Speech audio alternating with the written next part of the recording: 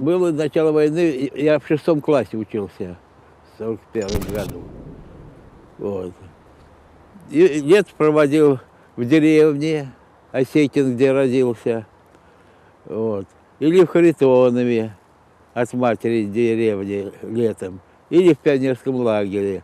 Дома было голодно, а там сытно было. Там кормежка, а мы питались один раз в день. Бедно жили. Начало войны я встретил в пионерском лагере на Тверце. Красный Бор или Пречистый Бор на берегу Тверцы, я уже не помню.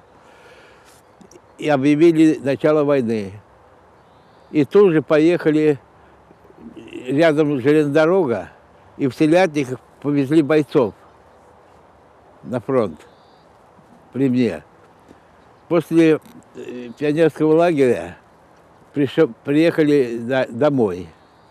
Пришли домой, стекла у всех были заклеены полосками от газет, чтобы при взрыве и дома перекрашены в цвет маскировочный от немцев.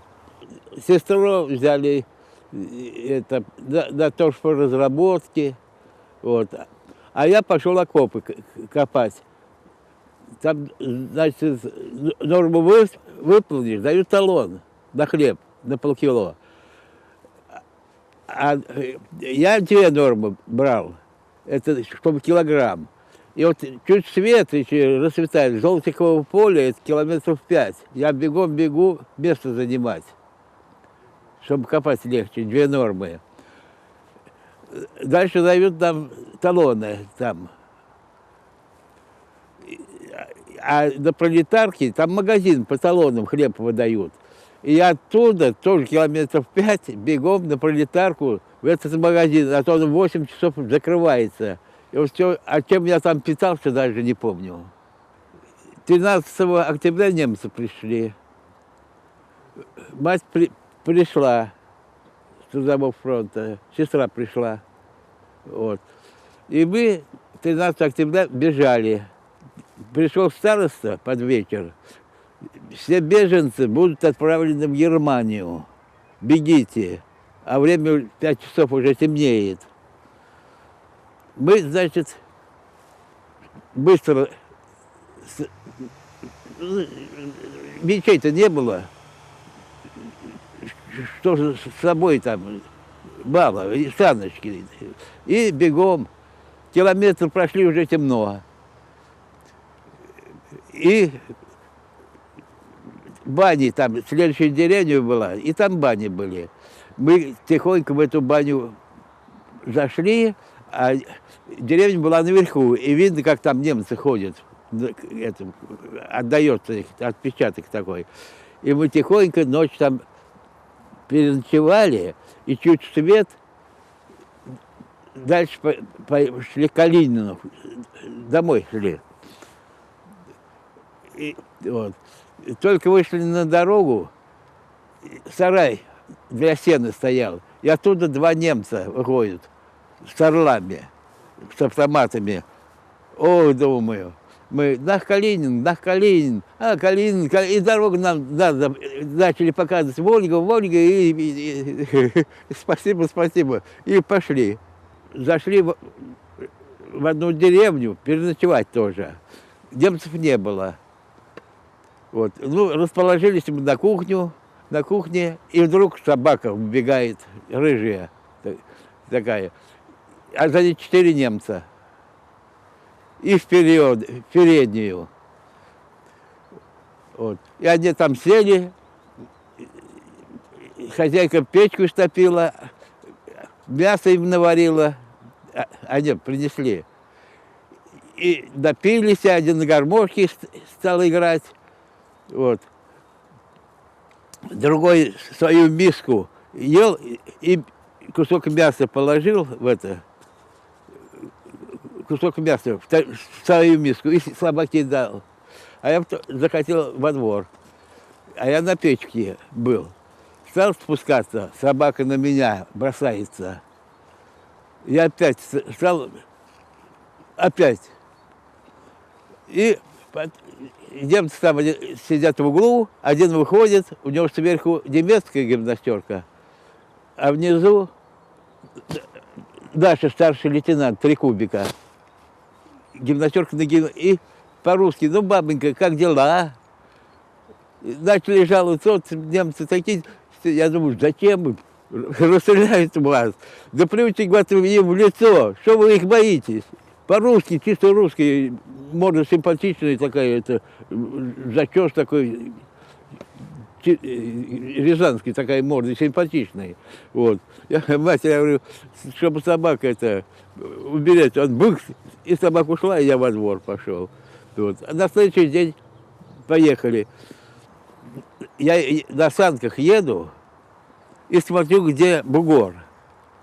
Значит, бугор — это или дохлая лошадь, или убитые, потому что они подыхали, наши подыхали лошади. Никто их не кормил. Вот. И отпили шляшку. И домой на санках. Дома вот, обделаешь эту ляжку. Вонь такая, маха называли. А потом копыта мы нашли, отдельные копыта, студень сварили. Жесткий такой был, крутой. Хлеба, ни соли, ничего этого не было. А картошку наш всю разворовали, ничего не оставили. 12 мешков было. Вот я домой пришел 16 декабря, и наши, ой, радость, шинели наши, выбежали на улицу встречать наших. И тут же в школу пошел, в 7 класс. Или в 6. В общем, бесперестанно я учился. 2 месяца немцы были только. Вот. И вот из-за этих месяцев. А после школы, мужиков никого нет, нас посылали, значит, на лесоповал. Я был. Пацаны. И я стоял с бугром возле речки. Там речка Тверца, Буяново, деревня. Вот. И учительница с нами была. А я с бугром стоял возле, на берегу реки, что если они бревна мне там кто-то пилит, а ученики-то потаскивают бревна и с обрыва пускают в воду. А некоторые бревна стоят дыбом, боком, а я с бугром их туда, в воду опускаю. Вот. И только слышно, вот, наверху учительница: ноги, ноги. На меня бревно, я прыгал как осел. Там один удивляю, и успевал. Только одно бревно, вот ты гляжу, опять кричат: ноги, ноги, я опять через бревно это прыгаю. Легкий был такой, проворный. Вот. А вечером тоже питаться плохо питались, спали в сарае на сене. Грачей, рогатки наделаны, и грачей по деревне сшибать, и на костре их жарить. Потом в лагеря отправляли военизированные, Сталин, видимо, делал. Нас пацанов собирали на баржу и в лес километров за 40. И там зато питание. Кормили хорошо. Я яйца сразу не ел, а там яички давали. Вот, и, ну, нормально питались. Но каждый день, значит, утром встаешь 10 километров бегом. Бег кругом. Прыжки всякие, только физкультурой занимались. И все время бегали, чтобы на месте. Из-за чего это привыкли, что дома выйдешь в магазин и бегом бежишь. Уже привыкли бегать. У нас, вот где я, да, там одни воры жили. Да, за мной шествовал в пролетарке.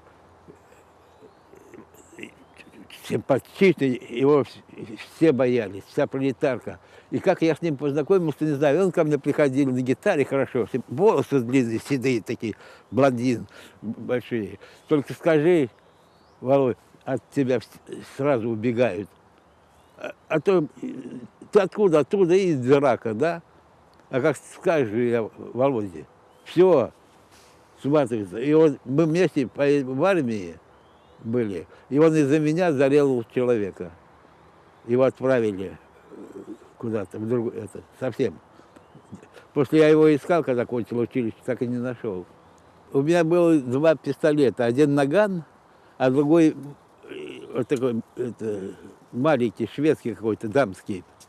Я не знаю, как назвать, но там не было пружинки боевика. А это был. Мы ходили в лес и стреляли из него. Наган был. Вот. А везде пушки лежали, пулеметы валялись, солдаты убитые. Вот снег растаял, и там вот собираешь дрова, вот. А здесь убитый, никакого внимания. В лес зашел, пахнет что-то. Покойник лежит, солдат. Вот так. А кто будет хоронить? Наши. Немцы хорошие. Вот идешь, кладбище немецкое, такой небольшой. У каждого, значит, крест, каска в лесу и надпись. Вот ряд. В Калине вот занят был площадь революции, вся в крестах была. Наши пришли, все раскопали, их крюками и начали оттуда вытаскивать и на свалку. Вонь такая стояла, обходишь. А там солдаты это их крюками из могилы и освободили это место, площадь революции. Доучился до 10 класса. Нас в Калине, в Калинской области был один класс, 16 человек, 10-й. Я там учился. Во мне было 44 килограмма. Вот в армию взяли весы, да, 44 метров 59 рост. Требовали, что я жил не в оккупации. А я 2 месяца в оккупации был. Пришлось, в деревню приехал, к Кольцову, дяде Коле, ну, к председателю. Я говорю, вот требуется справку, что я в армии не был. Я говорю, мы были в лесу месяц там немцев не было. Достал огрызок такой, карандаш, химический. И клочок вот такой бумаги где-то нашел, маленький клочок. И написал, жил на местности, не занимаемой немцами. Картошка, и что-то там это вырезано на картошке. Он этим химическим карандашом намазал эту картошку и пролепил. Вот такой клочок какой-то, это засаленный. И меня зачислили в Московское. Я пошел на пересыльный пункт, а никого нету. Кто туда-то? Потому что не были грамоты. А ребята в летное училище. Все, 6 человек тоже пришли на пересыльный пункт. И я к ним и примкнул. И так с ними и уехал. Кормили одно сечка или шрапнель. Желудок так болел, ужас. А там совершена была, он, оказывается, изменник. Его повесили. Он полицаем, оказывается, был, а он нам командовал. И вот ночью станичники эти, заразы, командир, старший лейтенант, получил герой, что Днепр вот прошел, и за это все герои дали. Больше никаких орденов нету. Поссорится там с женой, придет подъем и всех гонять. 2 часа, в 3 часа ночи. И сделали гауптвахту, яму, и кирпичи, и больше ничего. И туда сажали. Один преподаватель, вот, молодой преподаватель, стал возмущаться, его туда посадили, а потом в штрафбат отправили.